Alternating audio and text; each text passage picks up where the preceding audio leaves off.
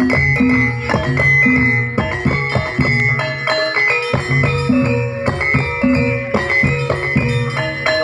1, 2, 3, 4, 5 candi berdiri kokoh di ketinggian sekitar 2000 meter dari permukaan laut, dibangun atas perintah raja-raja dinasti Sanjaya yang beraliran Hindu Siwa. Candi ini dibangun di kisaran abad ke-7 hingga abad ke-8 Masehi. Kompleks tersebut merupakan bangunan menhir tertua yang diketahui di Jawa Tengah. Candi-candi tersebut saat ini diyakini dinamai dengan para tokoh-tokoh pahlawan dari epos Mahabharata. Disinilah cagar budaya situs Candi Arjuna yang terletak di dataran Dieng, Banjarnegara, Jawa Tengah.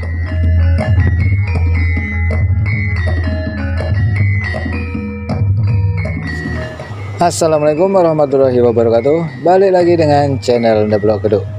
Pada kali ini kita akan bersama-sama menyaksikan kemegahan candi yang ada di dataran tinggi Dieng, Banjarnegara, peninggalan raja-raja dari dinasti Sanjaya yang dibangun sekitaran abad ke-8 hingga abad 8 Masehi, yakni cagar budaya situs Candi Arjuna.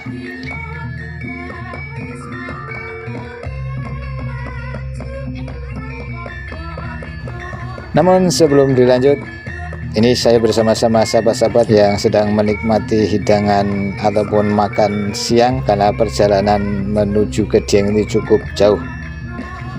Baiklah sahabat-sahabat semuanya, kita akan menyisir sebuah candi yang tentunya tidak jauh dari situs Candi Arjuna, yakni cagar budaya situs Candi Gatotkaca.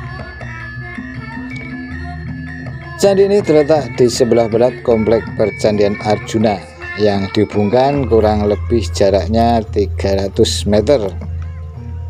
Candi ini berada di seberang jalan yang dimana disitu dekat dengan Museum Kailasa. Nama Candi Gatotkaca sendiri diberikan oleh penduduk setempat dengan mengambil nama tokoh pewayangan dari cerita Mahabharata. Menurut catatan, awal mulanya kelompok Candi Gatotkaca terdiri dari 5 candi: Candi Gatotkaca, Candi Setyaki, Candi Nakula, Candi Sadewa, dan Candi Petruk serta Candi Gareng. Namun saat ini yang masih bisa kita lihat hanya Candi Gatotkaca. Nah sahabat-sahabat bisa menyaksikan betapa megahnya Candi Gatotkaca yang ada di dataran tinggi Dieng. Mari kita lihat sejenak salah satu tokoh pewayangan yang terkenal, yakni Gatotkaca. Gatotkaca adalah tokoh dalam Wiracarita Mahabharata yang merupakan putra dari Bimasena atau Werkudara dalam keluarga Pandawa dan Dewi Arimbi dari bangsa raksasa. Gatotkaca memiliki julukan otot kawat balung besi atau otot kawat tulang besi. Dalam bentuk wayang kulit, Gatotkaca menggunakan pakaian kerajaan dikarenakan Gatotkaca merupakan salah seorang raja muda yang berasal dari negeri Pringgondani. Setelah kita bersantai-santai menikmati makan siang dan melihat keindahan dan kemegahan Candi Gatotkaca, selanjutnya kita akan menuju ke cagar budaya situs Candi Arjuna. Tentunya nanti kita bisa melihat candi-candi yang megah, candi-candi yang elegan, produksi abad ke-7 Masehi sampai 8 Masehi, produksi ya. Nah sebelum kita menuju ke kompleks candi tersebut, tentunya kita melewati pintu tiket dan menuruni beberapa anak tangga, tentunya sambil berolahraga sedikit. Nah ini perjalanan menuju ke situs Candi Arjuna kurang lebih 300 meter. Namun sambil menuju ke situs Candi Arjuna, sambil menikmati pemandangan-pemandangan yang ada di sekitaran dataran tinggi Dieng. Tentunya ini merupakan pemandangan yang sangat indah, apalagi didukung dengan udara yang sejuk. Di samping itu, bunga-bunga yang bertebaran di sepanjang jalan akan menambah kenikmatan bagi kita yang memandangnya. Tidak berbeda dengan candi-candi yang lain seperti Candi Borobudur, Candi Mentut, Candi Prambanan, dan candi yang lainnya. Apabila pengunjung ingin memasuki area candi, tentunya kita diberi ataupun diwajibkan untuk memakai kain yang bermotif putih kotak-kotak, atau bisa kita sebut juga dengan kain kampuh. Kain kampuh. Apa sih Bang maksud dan tujuan pengunjung diwajibkan untuk memakai kain tersebut? Nah, inilah yang perlu juga kita ketahui, bahwa setiap pengunjung ke area candi diwajibkan untuk memakai kain kampuh. Nah, inilah sedikit penjelasan yang perlu diketahui. Kain kampuh atau kain yang bermotif kotak putih itu sebenarnya digunakan ketika umat Hindu beribadah di candi, dimanapun candi itu berada. Kain kampuh ini adalah kain berwarna putih dan hitam dengan motif kotak-kotak seperti papan catur untuk diikatkan pada bagian pinggang.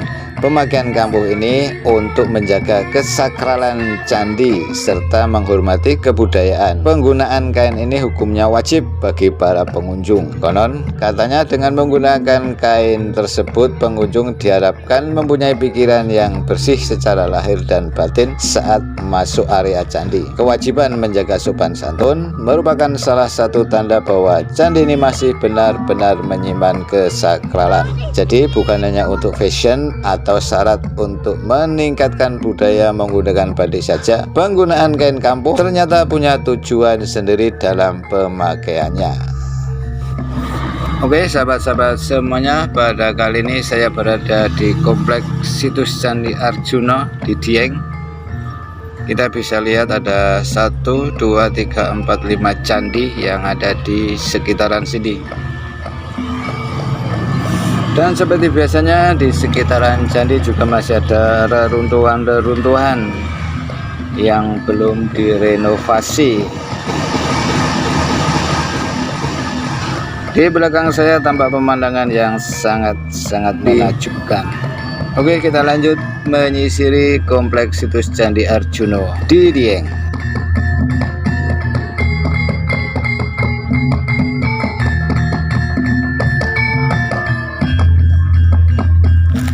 Melihat lokasi bangunan yang berada di tempat tinggi, para ahli menduga bahwa fungsi Candi Dieng adalah tempat untuk keagamaan, religius atau pemujaan terhadap Trimurti, yakni 3 dewa utama dalam agama Hindu, yakni Dewa Brahma pencipta, Dewa Wisnu pemelihara, dan Dewa Siwa penghancur. Sedangkan kata Dieng juga berasal dari bahasa Jawa kuno, yakni kata di, tempat atau gunung, dan yang, leluhur atau dewa, yang berarti tempat tinggal para dewa.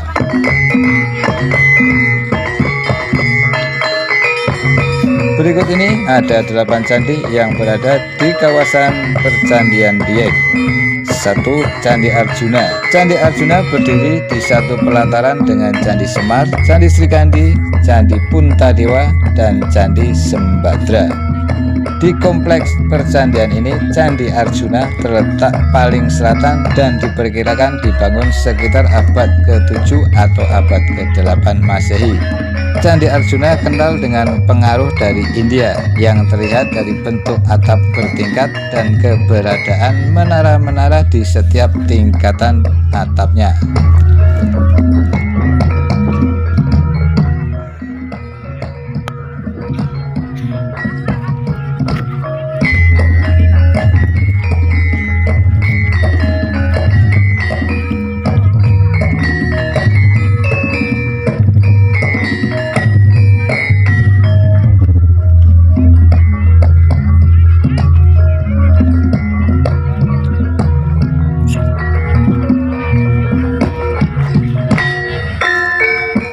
Candi Semar. Candi Semar terletak persis di samping Candi Arjuna. Candi yang juga dibangun sezaman dengan Candi Arjuna, puncak atapnya sudah hilang. Konon pada zaman dahulu, Candi Semar merupakan pendamping Candi Arjuna yang difungsikan sebagai tempat menyimpan alat perlengkapan pemujaan atau keagamaan.